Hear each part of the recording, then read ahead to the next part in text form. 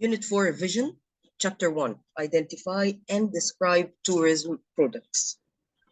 Now, with the huge number of public and private sector organizations operating within the industry, there is now increasing mix of travel and tourism products and services available to the customers, okay? They can choose whatever products or services they need.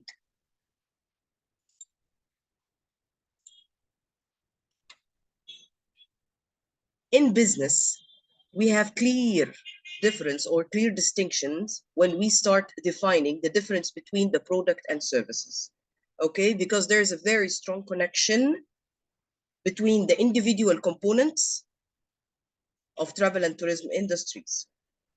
It is sometimes impossible to separately define the products or services offered by travel and tourism providers. First, we need to revise what are the subcomponents of travel and tourism. We have the travel agents, tour operators, tourist information and guiding services, accommodation and catering, attraction, transportation.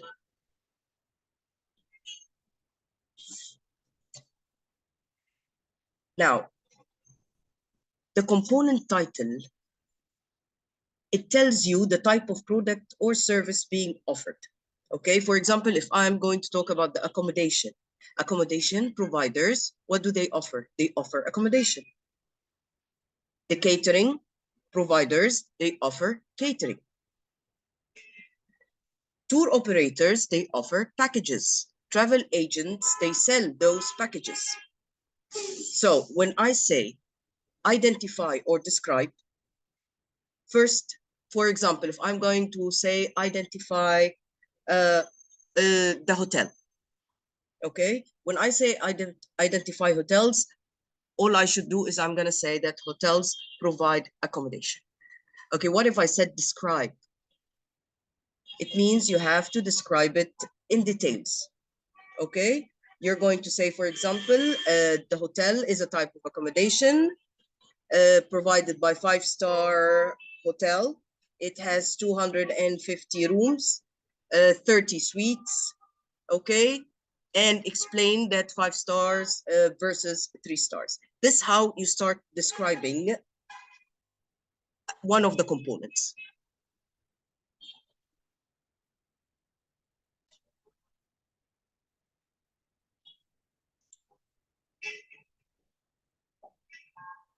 Here, when we said identify and describe. Identify, just say what the product is. What do they offer? Describe it in details. Now, the second point is interrelationships between travel and transport, catering and accommodation, attractions, leisure and recreation, and business facilities. The summary of this title is interrelationship between different products and services. And these are the products and services we're talking about. Now, what do we understand by interrelationships between all the different products and services? First, we have to know that travel and tourism providers, they rely on one another. Why do they rely on one another? Because they want to provide additional components to support the overall experience of a tourist so he can enjoy, okay? For example, travel and transport principles, if we're gonna say airline companies or ferry services, who do they rely on? They rely on the products of accommodation principles, because once they transfer them from a place to a destination, they need to know or to make sure that there is an accommodation for them to stay in and to ensure that the customers travel and have somewhere to stay. Now, interrelationship. What's the definition of interrelationship? It is the reliance of different travel and tourism providers on one another's products and services. Or we can also say interrelationship is the reliance on one another's products and services. Okay? Now, for example, business travelers, what do they need if they travel? First of all, they need meeting venues, somewhere to stay and transfer from and to the airport. Now we're going to talk about types of tourism products. There are 3 types of tourism products: package product, independent product, and all-inclusive product. What about the package product? A package product comprises or consists of at least two of the following components.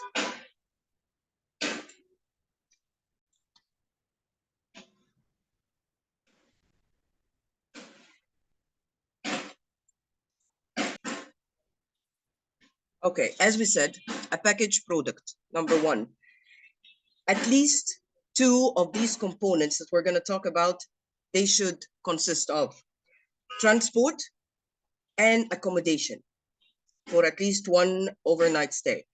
The third thing that it could consist of other tourist services like car rental, recreational activities, tickets to major theme parks as Disneyland or Paris.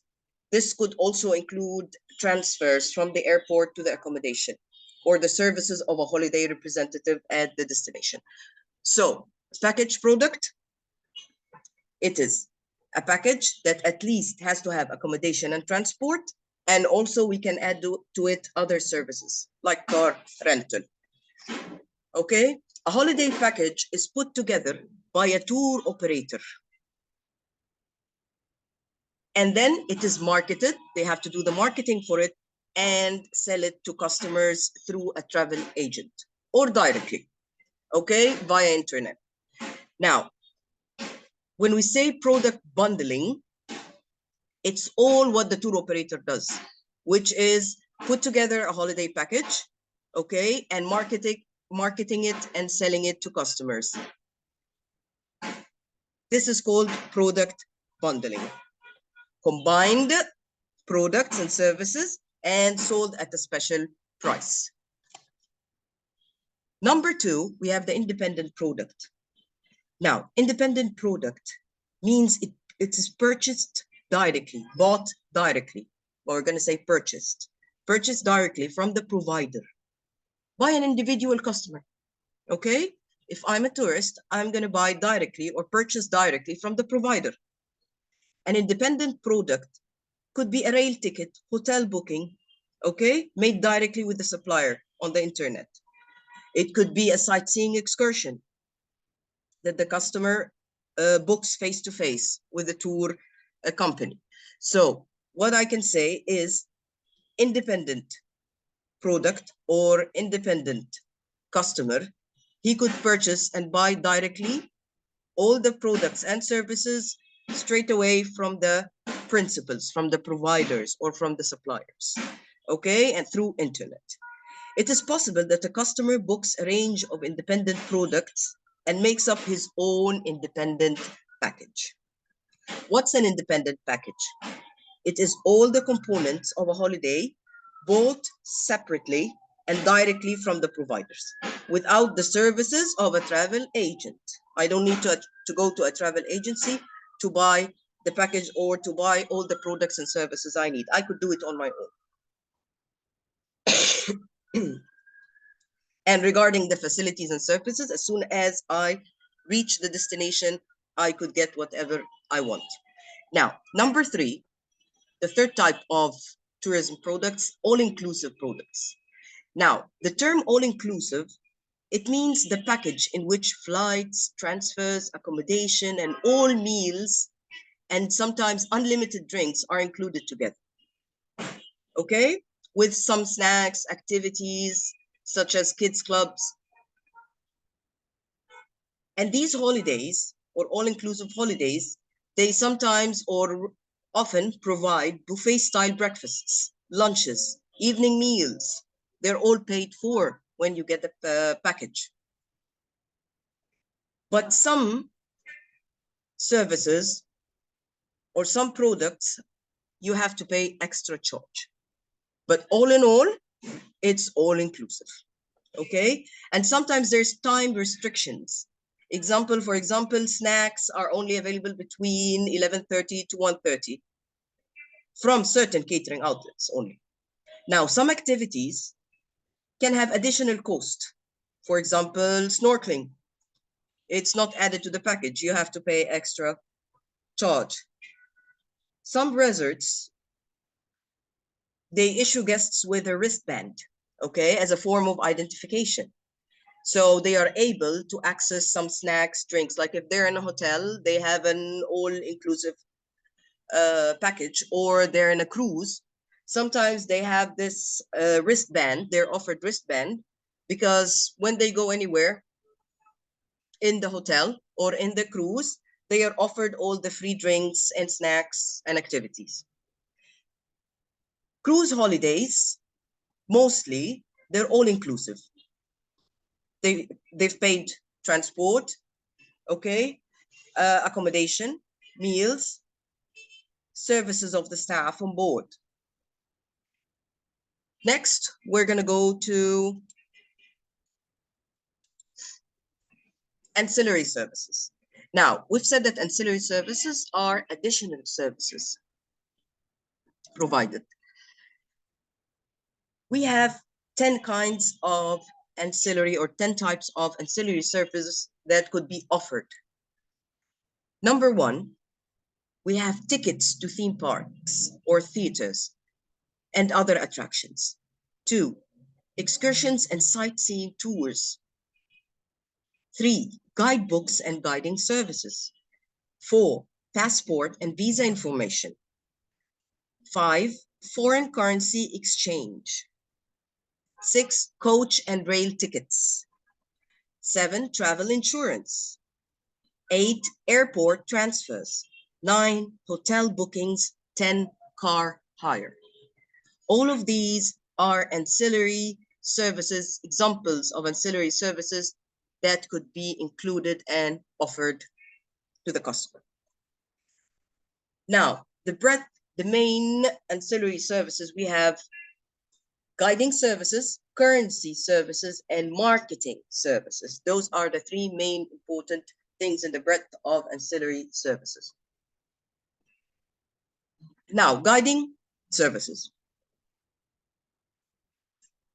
Tourism experience, of course, it's going to be enhanced significantly and get better through the inclusion or the addition of a tourist guide. Okay? A guide is someone with experience, training, and local knowledge of the area. He's going to offer expert information about the nature or the history or the cultural background of a certain destination, okay, to the tourists. They can also offer a tour in a different language, and this will enable overseas visitors to understand and appreciate the tour, of course. They may also provide an accompanied coach tour of a town using a coach or a bus, or a walking tour to a specific attraction.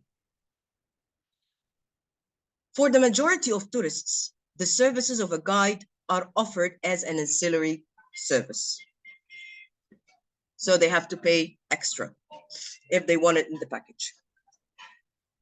Now, number two, currency services. Travelers need to ensure that they have exchanged or converted their travel money from their own currency, of course, into the one being used in the destination they are visiting. There are many ways where travelers can exchange their currency. Currency services, it's offered by an increasing range of different types of providers. For example, banks or specialist bureau de change, international hotel currency services, or a travel agent, or post office, or tourist information centers, the TIC, or an online foreign exchange websites. These are the different types of providers. Now, what about the alternative ways to carrying large quantities of cash? Now, of course, I need an amount of cash when I'm traveling. What are the alternative ways? What other ways I need to use so I can carry large quantities of cash? Number one, traveler's checks. They are considered the only alternative before, not now. Okay, they were once considered as the only alternative to carry large quantity of cash. But now, with the technology advanced, Now they have full access to their own bank account using a via automatic teller machine, which is ATMs. The second way to carry large quantity of cash using credit or debit cards. This allowed travelers to be more flexible in traveling without needing to use any currency service. Because when they usually use their credit or debit cards, what it does, physically exchange money from one currency into another on the spot. These are the two main points in currency services. Now, number three, the third breadth of ancillary service is marketing services that happens either directly or indirectly. Now, a large number of travel and tourism organizations are involved in the marketing of products and services within the industry. Okay, as we said, either directly or indirectly. For example, when hotels start stocking racks of information leaflets for tourist attractions in the area. Okay, hotels, they have racks and they have all the leaflets with all the information about the tourist attractions. Travel or operators, they will start printing discount vouchers for local food and beverage outlets, for example. Okay, and taxis, buses, they advertise local attractions. And this is the end of chapter 1. Please, while you're listening to the video, please have your books in front of you. So if you have any questions, let me know. Thank you.